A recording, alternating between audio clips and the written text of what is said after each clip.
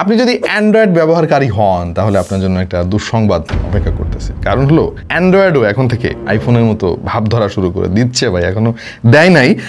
বিষয়টা হচ্ছে যে দেখেন, অ্যান্ড্রয়েড ফোন আমরা পছন্দ করি অনেকগুলো কারণে। তার মধ্যে অন্যতম কারণ হচ্ছে আমরা অনেক অ্যাপ ব্যবহার করতে পারি ফ্রিতে, যেটা আইফোনে করা যায় না। প্লে স্টোরে না থাকলেও আমরা বিভিন্ন ডেভেলপারের কাছ থেকে অনেক অ্যাপ ডাউনলোড করতাম। কিছু ঝুঁকি আসলে থাকতো, এটা সত্যি কথা, বাট ওই ঝুঁকিটা নিয়েই কিন্তু আমরা ব্যবহার করতাম। ধরেন আমি একজন সাধারণ ব্যবহারকারী, আমার ফোনে কোনো টাকা পয়সা নাই, কিচ্ছু নাই ভাই, ফোন হ্যাক হইলে হোক, আমার তো সমস্যা নাই, আমার টাকাই নাই, নিবেটা কি আর কি। এনিওয়ে, সো এরকম অনেক অ্যাপ ব্যবহার করে আমরা অনেক আনন্দ পেতাম, অনেক কিছু শিখতে পারতাম, বিনোদন পেতাম আর কি। যাই হোক, এক কথায় বললে, কিন্তু রিসেন্টলি অ্যান্ড্রয়েড যেটা ডিসাইড করেছে সেটা হচ্ছে যে থার্ড পার্টি কোনো অ্যাপ আর ইনস্টল করা যাবে না, এবং এটা কিন্তু খুব শীঘ্রই শুরু হয়ে যাবে, সম্ভবত আগামী বছরের শুরু থেকেই।